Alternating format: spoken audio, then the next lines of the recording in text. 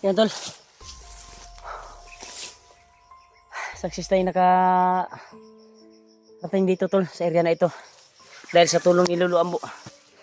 Kaya maraming salamat talaga kay Lolo Ambo sa pagtulong sa akin. Kaya success din akong nakapunta doon sa kubo niya kung saan siya nakatira sa pagbigay ng alay ko sa kanya. Kaya ito ang tinuro niyang daan patungo kung saan ko matatagpuan sila Kuya Buds. Kaya ang sabi niya ay natagpuan na daw ni Kuya Buds yung may dalang cellphone ni Julius. Kaya ang kaso lang ay si Julius ay may plano si Bagnot na gagawing tauhan ulit. Kaya may binigay si Lolo Ambo na isang grapa na ito yung tanging paraan na kung mahuli man namin or maaktuhan ko at mapataob ko ay ito yung ipapainom ko sa kanya kung may nangyari sa kanya na kontas, dahil delikado na yung kalagayan ni Kuan kasi may plano si Bagnot na gagawing tauhan ulit ni Commander Bagnot. Kaya ito yung location tol na binigay ni Lolo Ambo sa akin, at dito ko daw matatagpuan sila Kuya Buds dito sa area na ito. Kaya sobrang lapad ng area na ito. Hanapin ko siya dito tol. Kaya wala tayong pahinga sa paglakbay dito. Kaya tinaga ko talaga na hindi mag-video at sa pagpunta kay Lolo Ambo para dito yung lakad ko. Kaya sa ngayon ay nandito na tayo sa kagubatan, sa critical na area kung saan yung sinasabi ni Lolo Ambo na area kung saan matatagpuan sila Kuya Buds. Sana tol, pagdasal niyo po ako tol na magtagumpay kami at matagpuan ko si Julius at sila Kuya Buds, dahil critical yung kalagayan ni Julius ngayon, kailangan tulungan. At si Julio ngayon ay nakalimutan kong natanong kay Lolo Ambo kung saan, dahil si Lolo Ambo ay may ginagawa pa ring ritual, dahil may ginawa kasing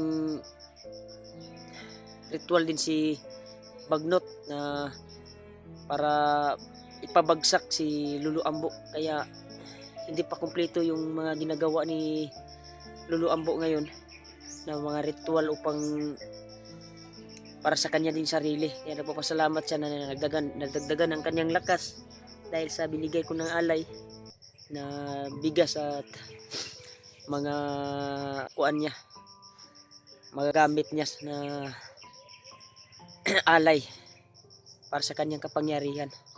Kaya sa ngayon tol ay patuloy tayo tol. Kaya maraming salamat talaga tol sa walang sawang suporta nyo po at walang sawang pagmamahal nyo po sa akin. Kaya pasensya na po kayo sa lahat na nag-request sa akin na yan, kailangan ng akyat at kailangan tulungan yung mga kasamahan dahil nasa critical din sa kalagayan si Julio at si Julius ngayon ay kailangan tulungan. Kaya ito na yung request nyo tol na tutulong tayo. Kaya pasensya na po kayo dahil na-busy din ako dahil po sa anak ko na nagbabagong taon noong July 10. Kaya maraming salamat talaga sa nag-abot ng blessing. Kaya alam niyo na po kung sino po kayo. Thank you so much po talaga sa inyo, sa mga solid supporters ko. Maraming salamat talaga sa inyo tol sa walang sawang suporta niyo po at pagmamahal sa akin. Kaya ito na po yung request nyo. Akyat tayo at kailangan tulungan yung mga kasama natin nandito sa kabundukan. Sana tol ipag-pray natin na magkita-kita kami at pagkasama ko sila Kuya Buds dito sa area na ito. Nagpapasalamat ako kay Lolo Ambo na dito ako hinatid at dito ko raw matatagpuan, pero sobrang lapad ng kabundukan tol at malayo na rin yung pagkuha niya sa akin dito dahil ginamit niya ang kanyang mahika upang makarating lang dito dahil napakalayo dito tol doon sa aking pinuntahan sa kanyang kubo. Sobrang layo, gamit ang kanyang mahika na makarating lang ako dito sa area kung saan sila Kuya Buds ngayon. Kaya dito lang yung kaya niya na matulong dahil kontrolado ang kanyang kuan ngayon. May ginagawang ritual si Bagnot din para sa kanyang sarili. para mapataob si Lulu Ambo. Kaya iniwasan talaga na mag-video kay Lulu Ambo dahil po sa nangyari sa kanya ngayon. Grabe yung papasalamat niya sa pagbigay ko ng alay sa kanya. Thank you so much talaga sa walang sawang suporta niyo po at walang sawang pagmamahal niyo po. Kaya pagdasal niyo po ako, tol. Kaya patuloy tayo sa paglalakbay dito sa area na ito upang hanapin sila. Kaya ito na yung request niyo, tol, na kailangan tayong tutulong. Kaya dinagdagan naman tayo ng lakas ni Lulu Ambo at binigyan tayo ng sapat na enerhiya para sa ating katawan at makaramdam tayo ng kalaban at hindi tayo mauunahan. Kaya ito ay lalakbayin natin to. Lalakbayin ko to. Kaya wag lang daw yung kumpiyansa dahil dito sa area na ito ay napakarami at napakakuan yung kalaban dito. Agresibo. Yan. Ito yung kuan, tol. Area na dito ako hatid gamit ng may kanilo Ambo. Sumanglayo talaga. Buti na lang hindi na mataas-taas yung paglalakbay ko upang makita ko sila, Kuya Bads. Kaya pilitin ko totoo na mahanap ko yung mga kasamahan ko. Lalo si Julio. Ay nag-iisa rin si Julio ngayon. Sana mahanap ko sila dito sa area na ito. Kung hindi lang talaga, wala lang talaga problema si Lulu Ambo ngayon na para lang sa kanyang kuan at makatulong sa amin. Kaya may ginagawa talaga siyang ritual, tol. Bawal magpa-video talaga. Buti lang may naiwan pa sa akin na pera na pagbili ko ng kuan talaga. Alay kay Lulu Ambo. Kaya sinaga ko talaga na makuanan siya ba ng mabibilang ko siya ng alay. Hindi talaga ako nag-video para dito yung kuan ko, lakad. Yan, tol. May naririnig tayong ingay ng nagpuputol ng kahoy. Baka ito na yung sabi ni Lulu Ambo na huwag daw kumpiyansa sa nagpuputol ng kahoy dahil isang din niya yung mga masamang tao na ginagamit ng maika ni Bagnot. Yan, o. Yan yung ginagamit nila para pang gawa ng kubo siguro. Yung pinuputol nila na kahoy.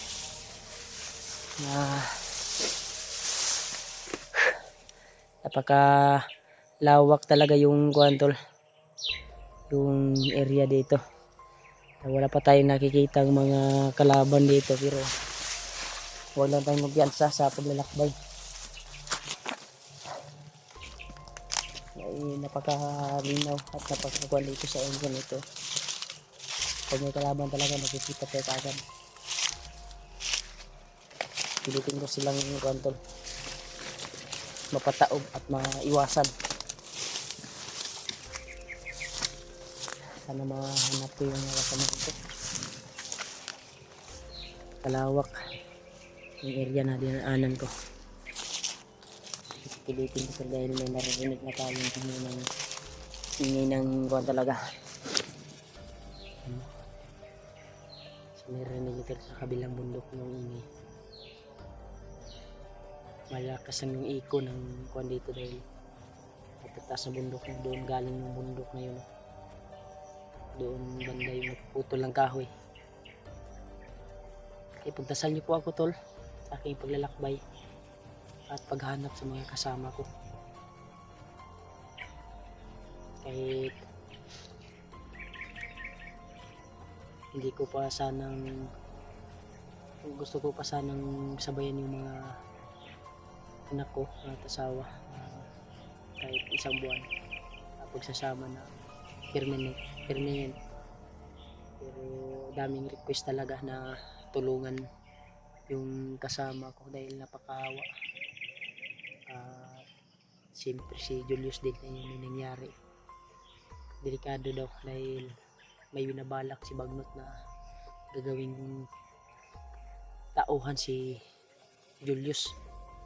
At buti na lang sa sabi ni Lulu Ambo ay si Kwan daw, si yung dalang si Julius ay natagpuan na nila Kuya Bads. At patuloy tayo, tol, sa paglalakbay.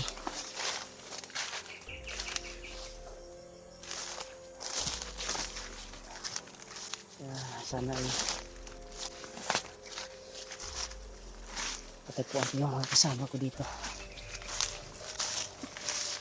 Nagpapasalamat tayo kay Lolo Ambo sa paghatid niya dito sa area na ito. Ang alam sa ating mga samahan. Ito parang may daanan dito. Ito siguro yung secret daan dito. Sana.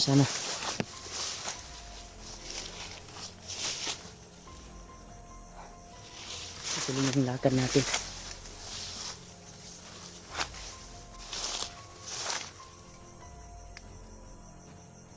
Parang uminit yung katawan ko dito sa area na ito.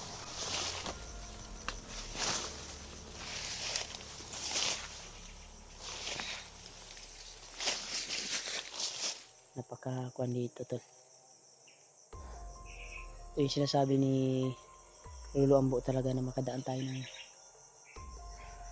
mga manggahan na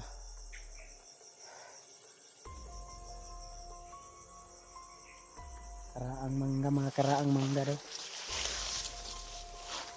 At doon na ako makakarating sa mga kahuyan na sa kabila. Matagpuan ko sila Kuya Bas. At itulog ni Kuya Antol, ni Lolo Ambo sa akin. Karating tayo dito. Ano, naririnig pa rin natin yung ingay ng Kuya Antol. Malapit-lapit tayo. Yan o.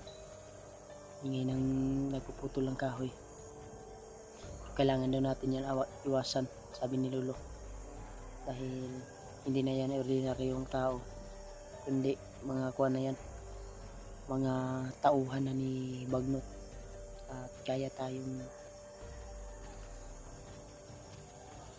lituhin na tiga-tikon ba parang dakpon silang bitag. Nabutin lang sinabi na ni Lolo Ambo sa akin ganyan na bagay, kaya hindi na tayo kumpiyansa basta nasa bundok daw at may mga inosente na inosente lang. Huwag daw kumpiyansa, baka patibong lang daw dahil basta nasa bundok daw dito sa aming inakyatan ay halos lahat ay mga kalaban, bandido. Minsan lang yung mga matipinong tao kung dadaanan namin ay palabas na area. Yan. Galing kami sa bundok yan. Okay yan. Mabubuting mga tao yan. Pero kung paakyat ka pa at papunta sa sulok-sulukan na bundok na ito ay walang matinong tao dito. Kundi ang matinong tao dito ginamit na ni Bagnot yung mga utak nila. Huwag tayong kumpiyansa tol.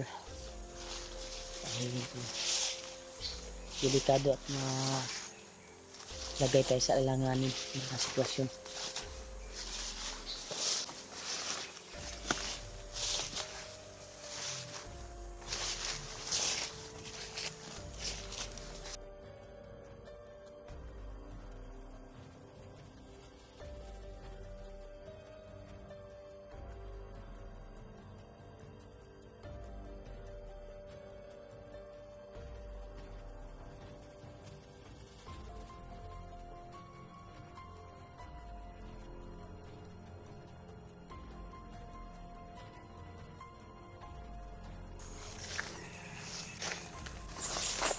Kailangan tayo magbantay dahil may mga pakas ng apak ng paatol dito banda na ito.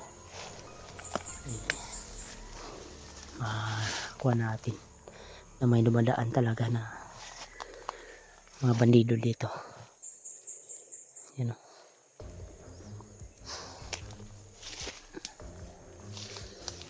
Kapabago lang yung mga apak na paa dito tol. Baka nandyan lang sa unahan.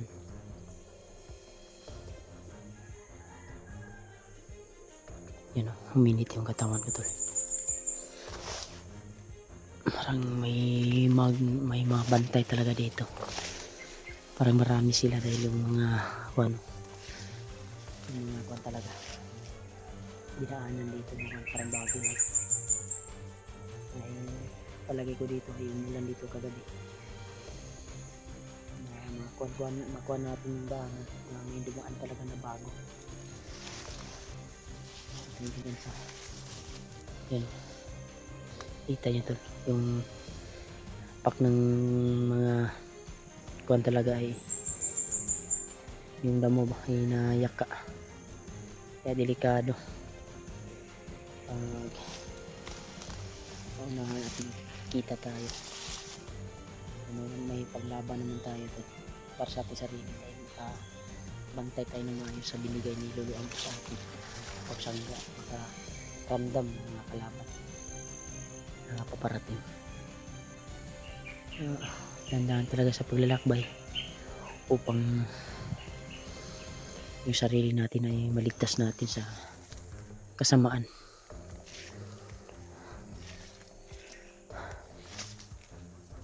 Tandaan tayo ito.